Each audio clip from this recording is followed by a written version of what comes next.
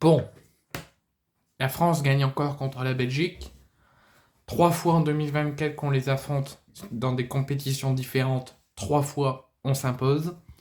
C'est la 5e fois toute compétition confondue qu'on les bat. La France n'a plus perdu contre la Belgique depuis plus de 1900 et des cacahuètes. Donc tellement que je me souviens même plus de l'année, ça remonte à la dernière victoire de la Belgique contre la France. La France est la véritable bête noire de la Belgique. Ça se finit toujours soit par des matchs nuls, soit par une victoire française. Ça remonte tellement longtemps que la Belgique ne s'est jamais imposée et n'est réussi à s'imposer face à l'équipe de France, que ce soit en France ou en Belgique. L'équipe de France, malgré tout, ne doit pas ne doit pas sonner au plafond, ne sauter au plafond, pardon, ne doit pas crier victoire sur tous les toits, parce que l'équipe de France a bien galéré. L'équipe de France a bien douté. Et je ne suis même pas sûr que l'équipe de France mérite sa victoire ce soir, comme ça a pu être le cas contre Israël il y a 3 jours. Contre Israël, on a douté, on a eu du mal, l'Israël a joué sa chance, mais la collectivité française et le milieu de terrain défensif des Bleus a fait la différence pour qu'on, malgré l'égalisation, qu'on ait pu s'imposer 4 buts à 1, et les changements ont fait aussi la différence malgré un match compliqué des Bleus. Ce soir, la Belgique a fait 1-1 à la mi-temps, mais aurait pu réussir à mener 1 ou 2-0 à la mi-temps face à des Français dépassés. Des Français qui ont fait une première période catastrophique, une première période très dure, très difficile. Juste 5 minutes au début du match que l'équipe de France a fait un très bon démarrage, a mis l'intensité, le pressing qu'il fallait, mais c'est passé très rapidement. Parce qu'à partir de la 10e minute, les Belges ont commencé à mettre leur pressing à eux, ont essayé de mettre leur jeu en place que Tedesco leur a demandé d'appliquer, et ils ont pleinement réussi.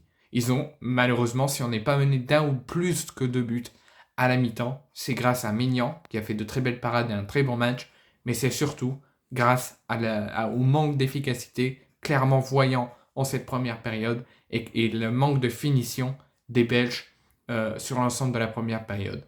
Sinon, les Bleus auraient été totalement plus que surpassés et auraient été largement logiquement menés de plus de 2 buts à la mi-temps.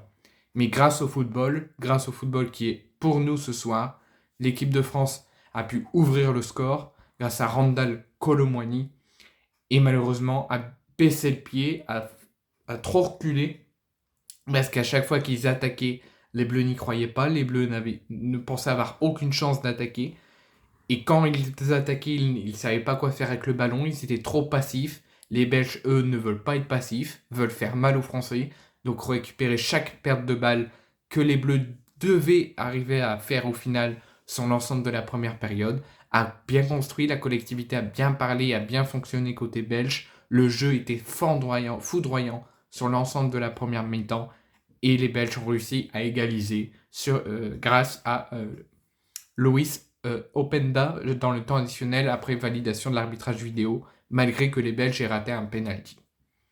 Donc à la mi-temps, un but partout. Les Belges méritaient clairement de mener d'1 ou 2 buts à la mi-temps. Les Belges ont dominé, les Belges ont fait souffrir la France qui a beaucoup reculé, qui a beaucoup défendu, mais de façon très difficile cette première période. Et en attaquant, a jamais cru véritablement à ses attaques, a beaucoup perdu la balle. Et les Belges, à cause de leur manque de finition et d'efficacité, n'est pas devant à la mi-temps. Sur la deuxième période, je trouve que au moins jusqu'à la 70e minute et le démarrage de la deuxième, je trouve que c'est une deuxième période belle pour les Bleus. Les Belges totalement à leur tour dépassés, ils ont échangé leur rôle sur le début de deuxième période. Les Belges ont beaucoup trop subi, les Bleus ont été bons, se sont réveillés, ont été mieux dans la finition, ont été mieux dans l'envie, l'intensité qu'ils ont mis en première période, mais qui ont dû rehausser en deuxième période. Et ça a permis à Randal Kolo Muani de doubler la mise pour son doublé. Et là, on a vu une équipe de France qui s'écoute, une équipe de France qui met en jeu leur place, qui sont bons collectivement, qui font souffrir les Belges et qui arrivent à doubler la mise et à revenir à 2 buts à 1. Une fois le deuxième but, les changements se font des deux côtés. On voit une fin de match compliquée où les Belges réaccélèrent mais retrouvent un match équilibré à 50-50. Ça se serre, il y a de la tension. La moindre décision malencontreuse est critiquée. Donc la tension monte, l'agressivité monte des deux côtés, mais au final, les Bleus s'imposent 2 buts à 1. Donc est-ce que c'est mérité? Je ne pense pas.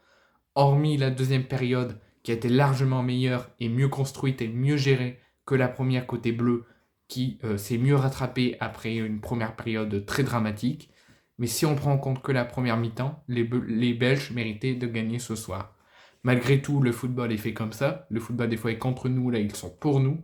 Donc je suis très heureux que les Bleus finissent cette trêve par 2 victoires, que les Bleus sont deuxième du groupe de Ligue des Nations, avec 9 points à 1 point de l'Italie qui est première avec 10 points après sa victoire 4-1 au Stadio Olimpico face à l'Israël ce soir en même temps qu'est le match des Bleus. Donc les Bleus n'auront besoin que d'1 point dans un mois pour la trêve de novembre pour être officiellement qualifiés pour les phases d'élimination directe de la Ligue des Nations. Il faudra juste finir cette trêve de novembre et ces phases de poule en visant la première place du groupe.